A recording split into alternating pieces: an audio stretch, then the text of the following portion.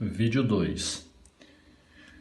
Bom, pessoal, nesse segundo vídeo, nós vamos falar um pouco da equação do segundo grau.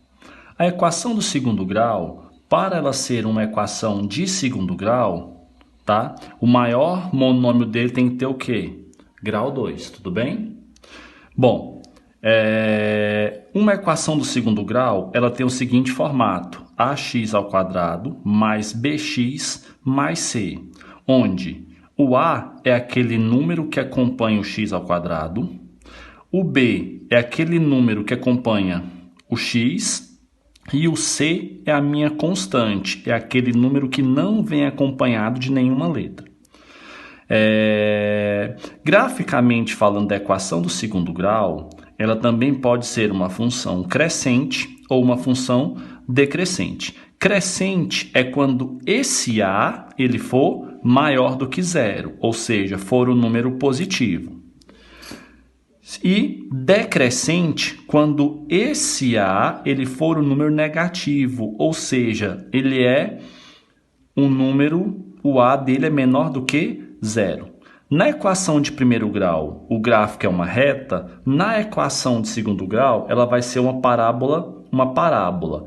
Se crescente, a parábola é voltada para cima. Se decrescente, a parábola ela vai ser voltada para baixo. Então, a diferença entre uma equação de primeiro grau e uma equação de segundo grau, representada graficamente, é que a equação de primeiro grau, que nós vimos no vídeo 1, ele vai ser uma reta. E a equação de segundo grau vai ser uma parábola. Tanto a equação de primeiro grau quanto a equação de segundo grau, elas poderão ser crescentes se caso o a for maior do que zero, for um número positivo, ou poderá ser decrescente quando esse a for um número negativo, ou seja, menor do que zero. Na equação de segundo grau, pessoal, antes de chegar na minha forma resolutiva, eu vou estudar algumas opções de resoluções quando essa equação ela for incompleta. O que é uma equação incompleta? É quando vai faltar ou o termo B ou vai faltar o termo C. Porque se faltar o termo A, ele deixa de ser de segundo grau e passa a ser somente de primeiro grau. Por isso que ele faz uma ressalva, que a equação do segundo grau ela é ax ao quadrado mais bx mais c igual a zero, com a diferente de zero. Porque se esse a for zero, esse primeiro termo se anula. Então, ela deixa de ser de segundo grau e passa a ser de primeiro grau. Tá? Então, vamos ao que interessa. Bom, vou resolver aqui, no meu primeiro caso, duas equações do segundo grau de forma incompleta. Se você for observar nessa letra A, você tem quem? O seu termo A, né? Porque você sabe que quando não tem ninguém aqui, você tem o número 1. Então, você tem o termo A, que é o número que acompanha o x ao quadrado.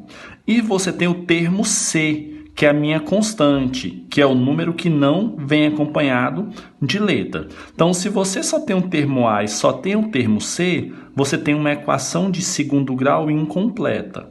Bom, poderemos resolver de duas formas. Do jeito que eu vou resolver agora, ou se você quiser aplicar a fórmula de Bhaskara, né, basta você completar o termo que está faltando, tá? E aí você terá a equação completa. Lembra lá em polinômios, quando a gente fazia a divisão, né? O polinômio tinha que ser completo? 2, então falta quem? O de grau 1 aqui. Completando o de grau 1 e ela ficando desse formato, você acha o delta, x1 e x2. Tá? Ou então você pode fazer da seguinte forma. Vamos resolver? Então, você vai fazer o quê? Vamos organizar esse número. Eu passo ele para o outro lado e deixo separado letras de um lado e número do outro. Vai ficar x ao quadrado, que é igual, menos 64, eu jogo para o outro lado, fica mais 64. Beleza? Bom, tem algum número aqui para passar dividindo? Tem o número 1, mas a gente sabe que o número 1 não vai mudar em nada a minha divisão. Então, o que eu vou fazer, pessoal? Nesse caso aqui, ó, como eu tenho o elevado ao quadrado, eu passo esse quadrado para cá em forma de uma raiz quadrada. Então, x vai ser igual a uma raiz quadrada de 64. Tudo bem? Logo, esse x vai ser igual. Pessoal, quanto que é raiz quadrada de 64? 8. Logo, a sua resposta vai ser o quê? Mais ou menos 8. Por quê? Porque eu posso ter que o meu x uma linha seja mais 8 e o meu x duas linhas seja o quê? O menos 8. Porque se eu tenho uma equação de segundo grau, eu vou ter o quê? Duas respostas, tá? Talvez vocês possam ter ficado com a dúvida que diz o seguinte. Nós vimos lá no começo do nosso curso que a raiz quadrada de um número, tá? É um número positivo. E aqui eu tenho um positivo e um negativo. Por quê, professor? Porque aqui eu estou me tratando de uma equação. É o valor do x que satisfaz essa condição aqui, ó, que é elevado ao quadrado e subtraído de 64 seja realmente igual a zero. Então, pode ser o mais 8 e pode ser também o menos 8. Esses dois valores são respostas para essa equação, tá? Por isso que tem essa diferença, tudo bem?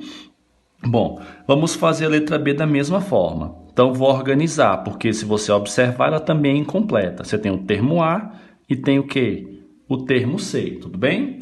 Vai ficar o seguinte, 3x ao quadrado vai ser igual. Do outro lado, somente os números. O 4 já está aqui, ele continua. Vou pegar esse mais 25 e vou passar para o outro lado. Vai ficar como? Menos 25. Então, vou ter que 3x ao quadrado vai ser igual. Mais 4 com menos 25 vai dar quanto? Menos 21. Tá? O 3 está multiplicando, vai passar para cá dividindo. Então, vai ficar x ao quadrado vai ser igual a menos 21 sobre esse 3 estava multiplicando, vai ficar aqui embaixo dividindo. Então, x ao quadrado vai ser igual menos com mais vai dar menos. 21 que divide para 3 vai dar 7, ok? Olha aqui. Esse 2 está em forma de potência aqui, vou passar para cá em forma de raiz. Vai ficar x vai ser igual a raiz quadrada de menos 7. Pessoal, pergunta, tem solução para essa resposta aqui? Não tenho. Por quê? Porque dentro dos reais não existe uma raiz quadrada de número negativo. Então, a resposta vai ser o quê? Não existe raízes reais. Ou seja, não existe solução dentro dos números reais para a minha letra B. Tudo bem? Vamos para mais uma.